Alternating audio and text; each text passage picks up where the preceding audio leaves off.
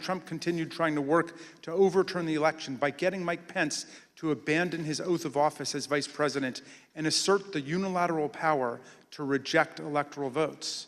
This would have been a fundamental and unprecedented breach of the Constitution that would promise Trump multiple ways of staying in office.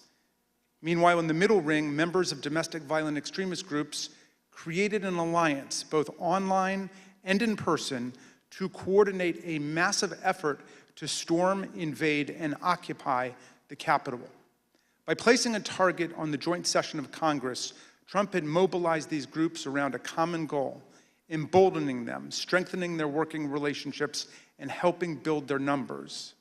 Finally, in the outer ring, on January 6th, there assembled a large and angry crowd, the political force that Trump considered both the touchstone and the measure of his political power. Here were thousands of enraged Trump followers, thoroughly convinced by the big lie, who traveled from across the country to join Trump's wild rally to stop the steal.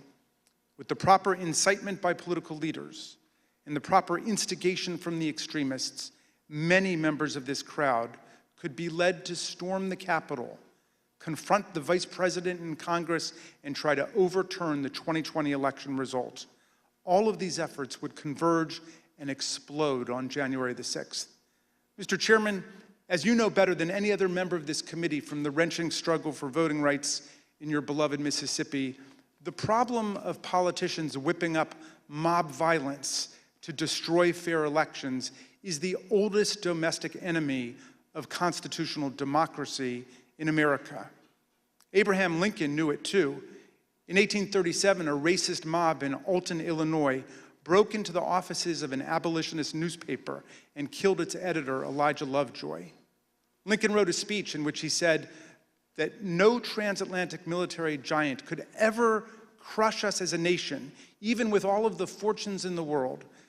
But if downfall ever comes to America, he said, we ourselves would be its author and finisher.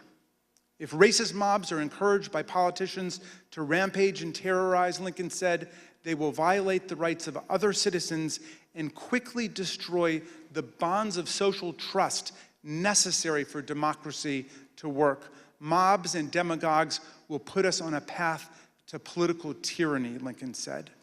As we'll see today, this very old problem has returned with new ferocity today as a president who lost an election deployed a mob which included dangerous extremists to attack the constitutional system of election and the peaceful transfer of power.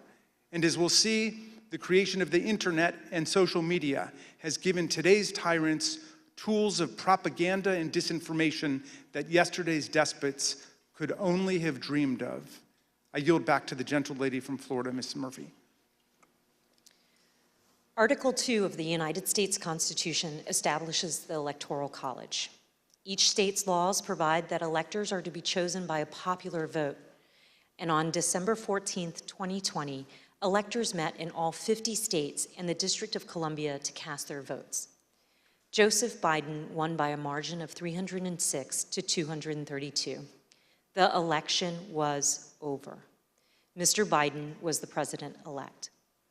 Before the Electoral College met, Donald Trump and his allies filed dozens of legal challenges to the election, but they lost over and over again, including in front of multiple judges President Trump had nominated to the bench. In many of these cases, the judges were highly critical of the arguments put forward, explaining that no genuine evidence of widespread fraud had been presented.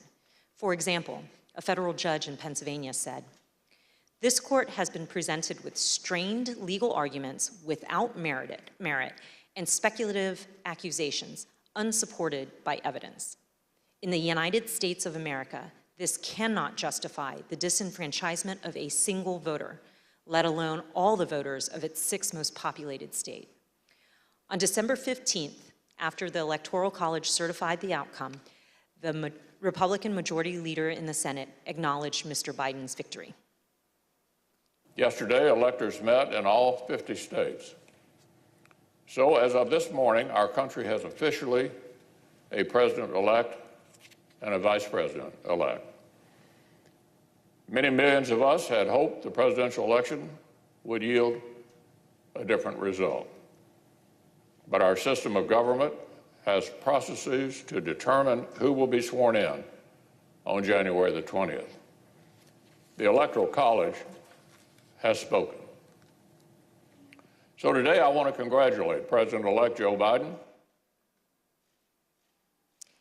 Even members of President Trump's cabinet and his White House staff understood the significance of his losses in the courts and the absence of evidence of fraud. They also respected the constitutional certification by the Electoral College. Many of them told President Trump that it was time to concede the election to Mr. Biden. For example, then Secretary of Labor Gene Scalia, an accomplished lawyer and the son of late Justice Scalia, called President Trump in mid-December and advised him to concede and accept the rulings of the courts. And so I had to put a call into the president. I might have called on the 13th. We spoke, I believe, on the 14th, in which I conveyed to him that I thought that it was time for him to acknowledge that President Biden had prevailed in the election. But I communicated to the president that when that legal process is exhausted and when the electors have voted, that's the point at which that outcome needs to be expected. I told him that I did believe, yes, that once those legal processes were run, if fraud had not been established, that had affected the outcome of the election, then unfortunately I believed that what had to be done was concede the outcome. As you've seen in prior hearings, President Trump's Justice Department, his White House staff, and his campaign officials were repeatedly telling him that there was no evidence of fraud sufficient to change the outcome of the election. And last week, we conducted an 8-hour interview with President Trump's White House counsel, Pat Cipollone. You'll see a number of excerpts of that interview today and even more in our next hearing. Mr. Cipollone told us that he agreed with the testimony that there was no evidence of fraud sufficient to overturn the election. I want to start by asking if you agree, Mr. Cipollone, with the conclusions of Matt Morgan, of Bill Barr, of all of the individuals who evaluated those claims, that there is no evidence of election fraud sufficient to undermine the outcome in any particular state. Yes, I agree with that. And Mr. Cipollone also specifically testified that he believed that Donald Trump should have conceded the election. Did you believe, and Mr. Cipollone, that the president should concede once you made the determination based on the investigations that you credited DOJ did and the campaign did? Did you, in your mind, form a belief that the president should concede the election loss at a certain point after the election? Well, again, I was the White House counsel. Some of those decisions are political. So to the extent that, but if your question is, did I believe he should concede the election at a point in time? Yes, I did. I believe Leader McConnell went onto the floor of the Senate, I believe in mid-December, and basically said, the process is done. That would be in line with my thinking on these things. As Attorney General Bill Barr testified, December 14th should have been the end of the matter.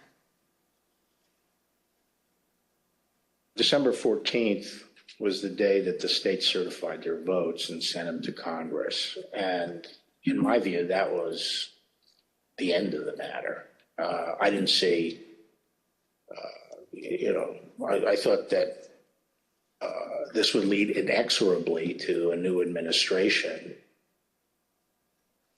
Mr. Cipollone also testified that the president's chief of staff, Mark Meadows, said he shared this view. Yeah. As early as that November 23rd meeting, we understand that there was discussion about the president possibly conceding the election. And specifically, we understand that Mark Meadows assured both you and Attorney General Barr that the president would eventually agree to a graceful exit. Do you remember Mr. Meadows making any such representation? Are you saying as part of that meeting or separately? Again, without getting into that meeting, I would say that is a statement and a sentiment that I heard from Mark Meadows. I see. And again, do you know if it was on November 23rd or some point? Again, it was probably, around that time, and it was probably subsequent to that time. It wasn't a one-time statement. Mr. Meadows has refused to testify, and the committee is in litigation with him. But many other White House officials shared the view that once the litigation ended and the Electoral College met, the election was over. And here's President Trump's former press secretary. I wanted to clarify, Ms. McEnany, so back to my previous question, it was your view then, or was it your view, that the efforts to overturn the election should have stopped once the litigation was complete? In my view, upon the conclusion of litigation was when I began to plan for life after the administration. And this is what Ivanka Trump told us. December 14th was the day on which the Electoral College met, when these electors around the country met and cast the electoral votes consistent with the popular vote in each state. And it was obviously a public proceeding or a series of proceedings that President Biden had obtained the requisite number of electors. Was that an important day for you? Did that affect sort of your planning or your realization as to whether or not there was going to be an end of this administration? I think so. I think it was my sentiment probably prior as well. Judd Deere was a White House deputy press secretary. This was his testimony about what he told President Trump. I told him that my personal viewpoint was that the Electoral College had met, which is the system that our country is set under to elect a president and vice president. And I believed at that point that the means for him to pursue litigation was probably closed. And you recall what his response, if any, was? He disagreed. We've also seen this testimony from Attorney General Barr reflecting a view of the White House staff in late November 2020. And then at that point, I left. And as I walked out of the Oval Office, Jared was there with Dan Scavino, who ran the president's social media, and who I thought was a reasonable guy and believe is a reasonable guy. And I said, how long is he going to carry on with this stolen election stuff? Where's this going to go? And by that time, Meadows had caught up with me and leaving the office, and caught up with me and said that he said, look, I think that he's becoming more realistic and knows that there's a limit to how far he can take this. And then Jared said, yeah, we're working on this. We're working on it. Likewise, in this testimony, Cassidy Hutchinson, an aide to Mark Meadows, described her conversations with President Trump's Director of National Intelligence, John Ratcliffe, a former Republican congressman. He had expressed to me that he was concerned that it could spiral out of control and potentially be dangerous, either for our democracy or the way that things were going for the SIGs.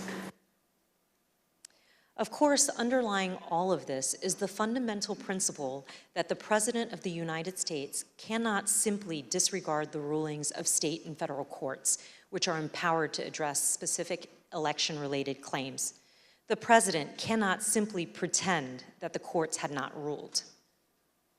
By that time, the president or his associates had lost 60 out of 61 cases that they had brought to challenge different aspects of the election in a number of states. They lost 60 out of 61 of those cases. So by the time we get to January 3rd, that's been clear. I assume, Pat, that you would agree the president is obligated to abide by the rulings of the courts. Of course. And I assume you also would... Everybody is obligated to abide by rules, of course. And I assume you also would agree the president has a particular obligation to take care that the laws be faithfully executed. That is one of the president's obligations, correct? Yet President Trump disregarded these court rulings and the counsel from his closest advisors and continued his efforts to cling to power. In our prior hearings, you have heard considerable testimony about President Trump's attempts to corruptly pressure Vice President Pence to refuse to count electoral votes, to corrupt the Department of Justice, to pressure state officials and state legislatures, and to create and submit a series of fake electoral slates. Now, we will show you what other actions President Trump was taking between December 14th, 2020 and January 6th. I yield to the gentleman from Maryland, Mr. Raskin. Thank you, Ms. Murphy. Throughout our hearings, you've heard how President Trump made baseless claims that voting machines were being manipulated by foreign powers in the 2020 election. You've also heard Trump's Attorney General, Bill Barr, describe such claims as complete nonsense, which he told the president. Let's review that testimony. I saw absolutely zero basis for the allegations, but they were made in such a sensational way that they obviously were influencing a lot of people, members of the public, that there was this systemic corruption in the system and that their votes didn't count and that these machines controlled by somebody else were actually determining it, which was complete nonsense. And it was being laid out there, and I told them that it was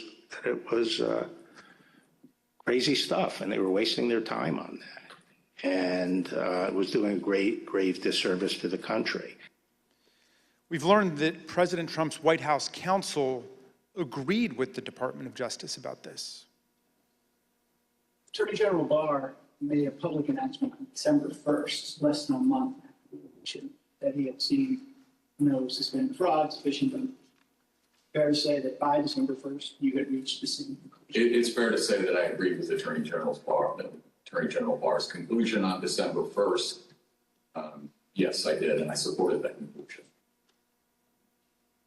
However, the strong rejection of the Attorney General and the White House counsel of these claims did not stop the president from trying to press them in public. But that's not all he did. Indeed, as you'll see in this clip, the president asked Attorney General Bill Barr to have the Department of Justice seize voting machines in the states. My recollection is the president said something like, well, we could get to the bottom, some people say we could get to the bottom of this if the department seized the machines. It was a typical way of raising a point. And I said, absolutely not. There's no probable cause, and we're not going to seize any machines. And that was that. Yeah. But this wasn't the end of the matter. On the evening of December 18th, 2020, Sidney Powell, General Michael Flynn, and others entered the White House for an unplanned meeting with the president, the meeting that would last multiple hours and become hot-blooded and contentious. The executive order behind me on the screen was drafted on December the 16th, just 2 days after the Electoral College vote, by several of the president's outside advisors over a luncheon at the Trump International Hotel. As you can see here, this proposed order directs the Secretary of Defense to seize voting machines, quote, effective immediately, but it goes even further than that. Under the order, President Trump would appoint a special counsel with the power to seize machines and then charge people with crimes with all resources necessary to carry out her duties. The specific plan was to name Sidney Powell as special counsel, the Trump lawyer who had spent the post-election period making outlandish claims about Venezuelan and Chinese interference in the election, among others. Here's what White House counsel Pat Cipollone had to say about Sidney Powell's qualifications to take on such expansive authority. I don't think Sidney Powell would say that I thought it was a good idea to appoint her special counsel. I was vehemently opposed. I didn't think she should be appointed to anything. Sidney Powell told the president that these steps were justified because of her evidence of foreign interference in the 2020 election. However, as we've seen, Trump's allies had no such evidence and, of course, no legal authority for the federal government to seize state voting machines. Here's Mr. Cipollone again denouncing Sidney Powell's terrible idea.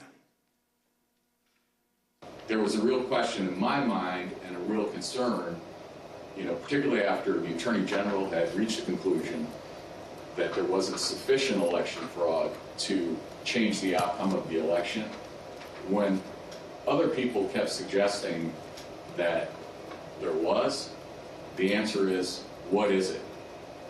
And at some point, you have to put up or shut up. That was my view. Why was this, on a broader scale, a bad idea for the country? To have the federal government seize voting machines, that's a terrible idea for the country. That's not how we do things in the United States. There's no legal authority to do that. And there is a way to contest elections, that happens all the time. But the idea that the federal government could come in and seize election machines, I don't understand why we even have to tell you why that's a bad idea for the country. It's a terrible idea. For all of its absurdity, the December 18th meeting was critically important because President Trump got to watch up close for several hours as his White House counsel and other White House lawyers destroyed the baseless factual claims and ridiculous legal arguments being offered by Sidney Powell, Mike Flynn, and others. President Trump now knew all these claims were nonsense, not just from his able White House lawyers, but also from his own Department of Justice officials and indeed his own campaign officials. As White House counsel Pat Cipollone told us, with respect to the whole election fraud issue, that to me is sort of, if you're going to make those kind of claims, and people were open to them early on because people were making all sorts of claims, and the real question is, show the evidence, okay? It wasn't just the Justice Department, the Trump campaign, and the Trump White House lawyers who knew it. Even Rudy Giuliani's own legal team admitted that they did not have any real evidence of fraud sufficient to change the election result. Here's an email from Rudy Giuliani's lead investigator, Bernie Kerik, on December 28, 2020, to Chief of Staff Mark Meadows. Mr. Kerik did not mince any words. We can do all the investigations we want later, but if the president plans on winning, it's the legislators that have to be moved, and this will do just that. Mr. Kerik wanted the president to win. What he didn't say in this email was what he would later tell the Select Committee in a letter that his lawyer wrote to us in November. The letter said, quote, "It was impossible for Mr. Kerik and his team to determine conclusively whether there was widespread fraud or whether that widespread fraud would have altered the outcome of the election." In other words, even Rudy Giuliani's own legal team knew before January 6th that they hadn't collected enough actual evidence to support any of their stolen election claims. Here's what Trump campaign senior advisor Jason Miller told the committee about some of the so-called evidence of fraud that the campaign had seen from the Giuliani team. So do you know what the examples of fraud, numbers, names, and supporting evidence was that you sent to Mo Brooks's office? And when I say you, I mean you or the campaign. There are some very, very general documents as far as say, for example, here are the handful of dead people in several different states. Here are explanations on a couple of the legal challenges as far as saying that the rules were changed in an unconstitutional manner. But it was, to say that it was thin is probably an understatement. Here's how President Trump's deputy campaign manager described the evidence of fraud that the campaign had seen. You never came to learn or understand that Mayor Giuliani had produced evidence of election fraud. Is that fair? That's fair. And here's testimony that we received from the Speaker of the Arizona House of Representatives, Rusty Bowers, about an exchange that he had with Rudy Giuliani after the election. At some point, did one of them make a comment that they didn't have evidence, but they had a lot of theories? That was Mr. Giuliani. Chief of Staff Mark Meadows told people that he thought Trump should concede around the time the Electoral College certified the result. But nonetheless, he later worked to try to facilitate President Trump's wishes. Here's what Cassidy Hutchinson told us. During this period, I perceived his goal with all of this to keep Trump in office. He had very seriously and deeply considered the allegations of voter fraud. But when he began acknowledging that maybe there wasn't enough voter fraud to overturn the election, I witnessed him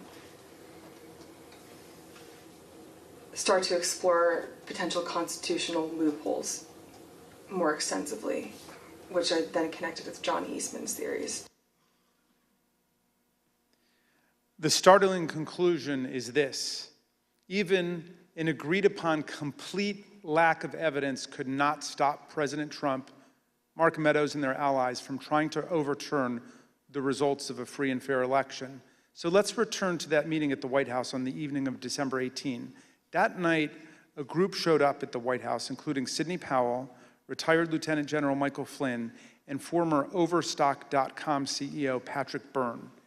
After gaining access to the building from a junior White House staffer, the group made their way to the Oval Office. They were able to speak with the president by himself for some time until White House officials learned of the meeting. What ensued was a heated and profane clash between this group and President Trump's White House advisors, who traded personal insults, accusations of disloyalty to the president, and even challenges to physically fight. The meeting would last over 6 hours, beginning here in the Oval Office, moving around the West Wing, and many hours later, ending up in the president's private residence. The Select Committee has spoken with 6 of the participants, as well as staffers who could hear the screaming from outside the Oval Office. What took place next is best told in their own words, as you will see from this video. Did you believe that it was going to work, that you were going to be able to get to see the president without an appointment? I had no idea. In fact, you did get to see the president without an appointment. We did. How much time did you have alone with the president? And I say alone, you had other people with you, but right from his aides before the crowd came running? Probably no more than 10 or 15 minutes. Was in that... I bet Pat Cipollone set a new land speed record. I got a call either from Molly or Hirschman that I need to get to the Oval Office. So that was the first point that I had recognized, okay, there was nobody in there from the White House. Mark's gone. What's going on right now? I opened the door and I walked in. I saw General Flynn. I saw Sidney Powell sitting there. I was not happy to see the people in the Oval Office. Explain why. Well, again, I don't think they were providing. Well, first of all, the Overstock person, I've never knew who this guy was. Actually, the first thing I did, I walked in, I looked at him, and I said, "Who are you?" And he told me. I don't think any of these people were providing the president with good advice, and so I didn't understand how they had gotten in. In the short period of time that you had with the president, did he seem receptive to the presentation that you were making? He was very interested in hearing particularly about the CISA finding and the terms of 13848 that apparently nobody else had bothered to inform him of. I was asking, like, you claiming the Democrats were working with Hugo Chavez, Venezuelans, and whomever else. And at one point, General Flynn took out a diagram that supposedly showed IP addresses all over the world, and who was communicating with whom via the machines, and some comment about like Nest thermostats being hooked up to the internet. So it's been reported that during this meeting, Ms. Powell talked about Dominion voting machines and made various election fraud claims that involve foreign countries such as Venezuela, Iran, and China. Is that accurate? That's true. Was the meeting tense? Oh, yeah. It was not a casual meeting. Explain. I mean, at times there were people shouting at each other, hurling insults at each other. It wasn't just sort of people sitting around on the couch, like chit-chatting. Do you recall whether he raised to Ms. Powell the fact that she and the campaign had lost all of the 60 cases that they had brought in litigation? Yes, he raised that. And what was the response? I don't remember what she said. I don't think it was a good response.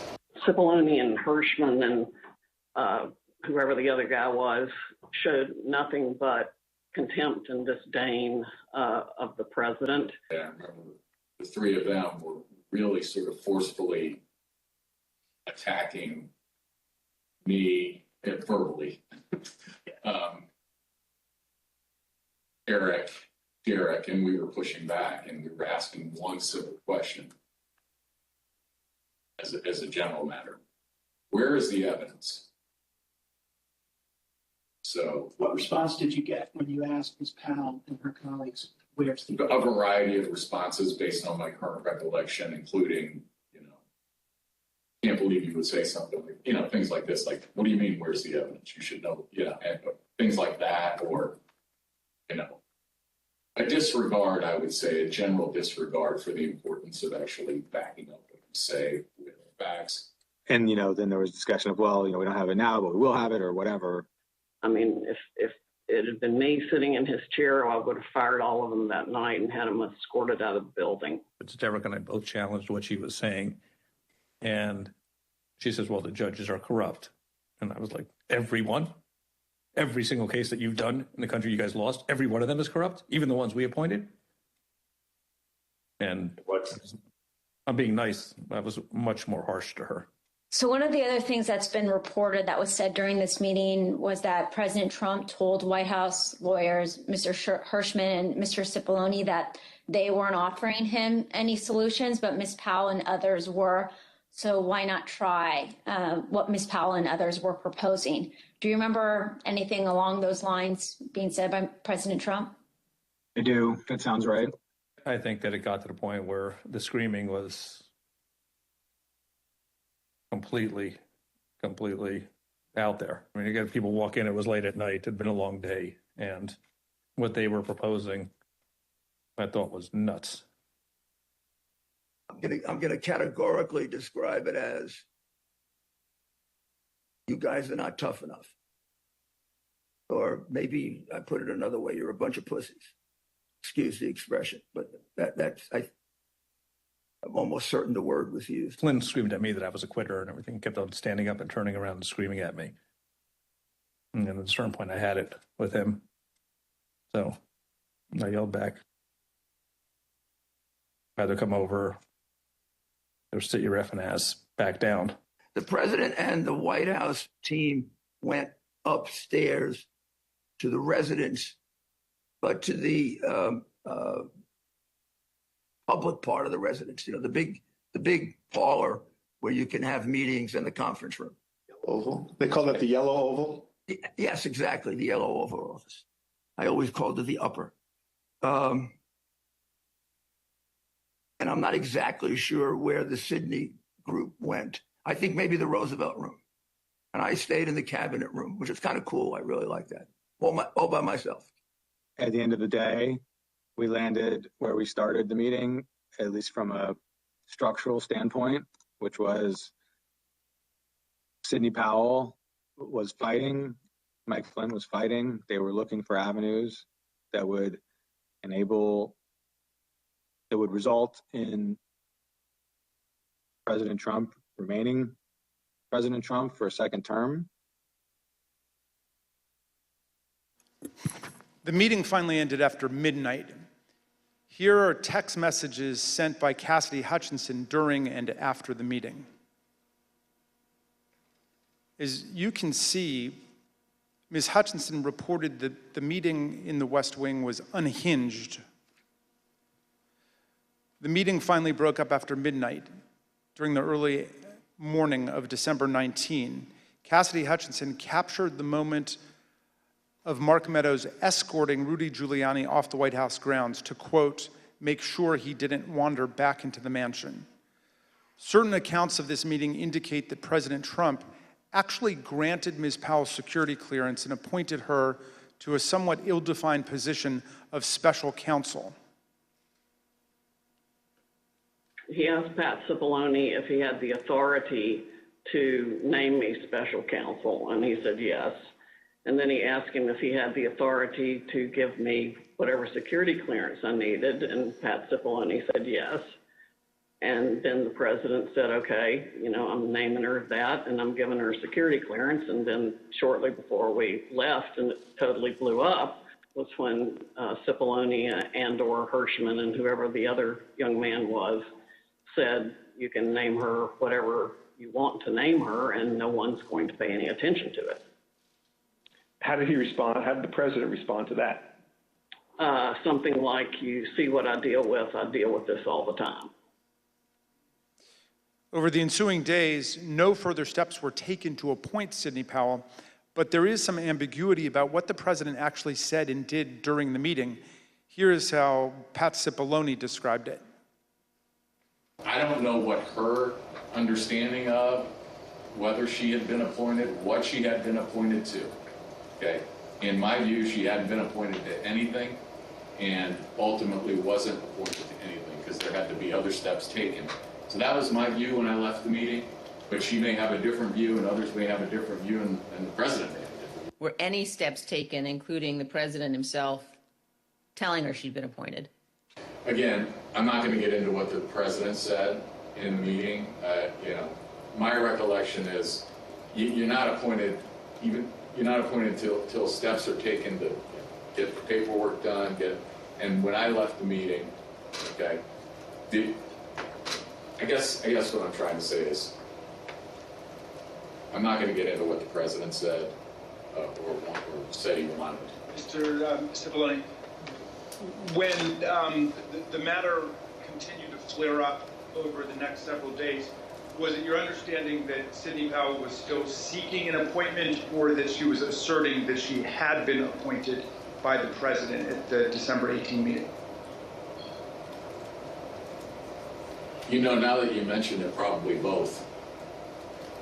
In terms of I think she may have been of the view that she had been appointed and was seeking to,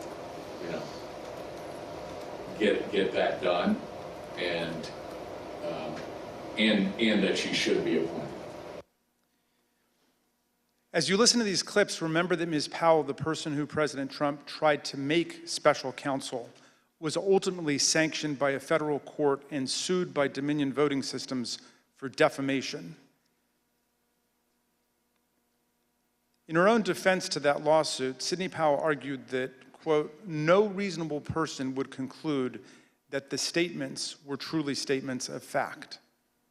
Not long after Sidney Powell, General Flynn, and Rudy Giuliani left the White House in the early hours of the morning, President Trump turned away from both his outside advisors' most outlandish and unworkable schemes and his White House counsel's advice to swallow hard and accept the reality of his loss. Instead, Donald Trump issued a tweet that would galvanize his followers, unleash a political firestorm, and change the course of our history as a country. Trump's purpose was to mobilize a crowd.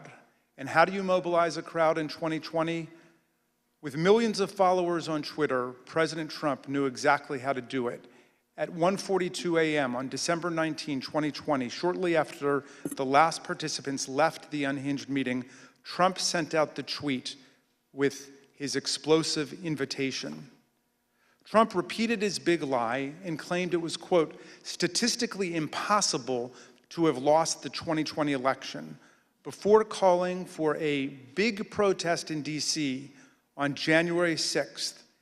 Be there, will be wild. Trump supporters responded immediately. Women for America First, a pro-Trump organizing group, had previously applied for a rally permit for January 22nd and 23rd in Washington, D.C., several days after Joe Biden was to be inaugurated. But in the hours after the tweet, they moved their permit to January 6th, 2 weeks before. This rescheduling created the rally where Trump would eventually speak. The next day, Ali Alexander, leader of the Stop the Steal organization and a key mobilizer of Trump supporters, registered wildprotest.com, named after Trump's tweet. Wildprotest.com provided comprehensive information about numerous newly organized protest events in Washington. It included event times, places, speakers, and details on transportation to Washington, D.C. Meanwhile, other key Trump supporters, including far-right media personalities, began promoting the wild protest on January 6th. It's Saturday, December 19th. The year is 2020. And one of the most historic events in American history has just taken place. President Trump, in the early morning hours today, tweeted that he wants the American people to march on Washington, D.C. on January 6, 2021. And now Donald Trump is calling on his supporters to descend on Washington, D.C., January 6th. He is now calling on we, the people, to take action and to show our numbers. We're going to only be saved by millions of Americans moving to Washington, occupying the entire area, if necessary, storming right into the Capitol. You know, we know the rules of engagement. If you have enough people, you can push down any kind of a fence or a wall. This could be Trump's last stand. And it's a time when he has specifically called on his supporters to arrive in D.C. That's something that may actually be the big push Trump supporters need to say, this is it. It's now or never. You better understand something, son. You better understand something. Red wave, bitch. Red wave. This is going to be a red wedding going down January 6th. On that day, Trump says, show up for a protest, it's gonna be wild. And based on what we've already seen from the previous events, I think Trump is absolutely correct. Motherfucker, you better look outside. You better look out January 6th. Kick that fucking door open. Look down the street. There's going to be 1 million plus geeked up armed Americans. The time for games is over. The time for action is now. Where were you when history called? Where were you when you and your children's destiny and future was on the line? In that clip, you heard one of Trump's supporters predict a red wedding, which is a pop culture reference to mass slaughter. But the point is that Trump's call to Washington reverberated powerfully and pervasively online. The committee has interviewed a former Twitter employee who explained the effect that Trump had on the Twitter platform. This employee was on the team responsible for platform and content moderation policies on Twitter throughout 2020 and 2021. The employee testified that Twitter considered adopting a stricter content moderation policy after President Trump told the Proud Boys to stand back and stand by from the lectern at the September 29th presidential debate. But Twitter chose not to act. Here's the former employee whose voice has been obscured to protect their identity, discussing Trump's stand back and stand by comment and the effect it had. My concern was that the former president, for seemingly the first time, was speaking directly to extremist organizations and giving them directives. We had not seen that sort of direct communication before. And that concerned me. So just to clarify further, you were worried, and others on Twitter were worried, that the president might use your platform to speak directly to folks who might be incited to violence? Yes. I believe that Twitter relished in the knowledge that they were also the favorite and most used service of the former president, and enjoyed having that sort of power within the social media ecosystem. If President Trump were anyone else, would it have taken until January 8th, 2021 for him to be suspended? Absolutely not.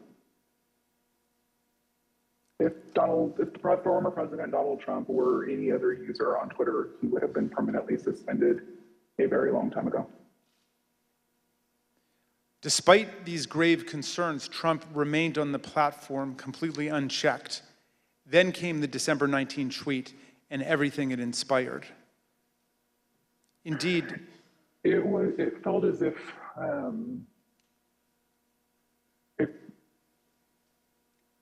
a mob was being organized, and they were gathering together their weaponry and their logic and their reasonings behind why they were prepared to fight prior to December 19th. Again, it was vague. It was non-specific, but very clear that individuals were ready, willing, and able to take up arms. After this tweet on December 19th, again, it became clear not only were these individuals ready and willing, but the leader of their cause was asking them to join him in this cause and in fighting for this cause in DC on January 6th as well. I will also say what shocked me was the responses to these tweets, right? So these were a lot of the locked and loaded, stand back, stand by, those tweets were in response to Donald Trump saying things like this, right? So there would be a response that said, big protests in DC on January 6th, be there, be wild, and someone would respond and say, I'm locked and loaded and ready for Civil War Part 2, right? I very much believe that Donald Trump posting this tweet on December 19th was essentially staking a flag in DC on January 6th for his supporters to come and rally. And you were concerned about the potential for this gathering becoming violent? Absolutely. Indeed, many of Trump's followers took to social media to declare that they were ready to answer Trump's call. One user asked, is the 6th D-Day? Is that why Trump wants everyone there? Another asserted, Trump just told us all to come armed. Fucking A, this is happening. A third took it even further. It will be wild means we need volunteers for the firing squad. Jim Watkins, the owner of 8kun, the fringe online forum that was birthplace of the QAnon extremist movement, confirmed the importance of Trump's tweet. Why did you first decide to go to DC for January 6th? When the President of the United States announced that he was going to have a rally, then I bought ticket and went. Watkins was at the Capitol on January 6th. Some who have since been indicted for their involvement in the attack on the Capitol also responded. One of them posted on the 19th, quote, calling all patriots, be in Washington, D.C., January the 6th. This wasn't organized by any group. DJT has invited us, and it's going to be wild. Some of the online rhetoric turned openly homicidal and white nationalist, such as, why don't we just kill them, every last Democrat, down to the last man, woman, and child? And it's time for the day of the rope. White revolution is the only solution. Others realized that police would be standing in the way of their effort to overturn the election. So one wrote, I'm ready to die for my beliefs. Are you ready to die, police? Another wrote on the Donald.win, cops don't have standing if they're laying on the ground in a pool of their own blood. The Donald.win was an openly racist and anti-Semitic forum.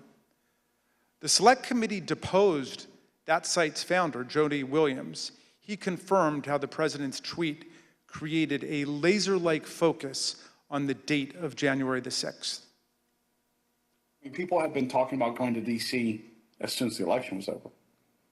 And do you recall whether or not the conversation around those dates centered on the 6th after the president's tweet? Oh, sure. Yeah. I mean, after it was announced that, he was going to be there on the 6th to talk, yes. Then anything else was kind of shut out, and it was just going to be on the 6th. Okay. And that was pretty clearly reflected in the content on the site? Yeah, sure. On that site, many shared plans and violent threats. Bring handcuffs and wait near the tunnels, wrote one user. A commenter replied, suggesting zip ties instead. One post encouraged others to come with body armor, knuckles, shields, bats, pepper spray, whatever it takes. All of those were used on the 6th. The post concluded, join your local Proud Boys chapter as well. The Donald.win featured discussions of the tunnels beneath the Capitol complex, suggestions for targeting members of Congress, and encouragement to attend this once-in-a-lifetime event.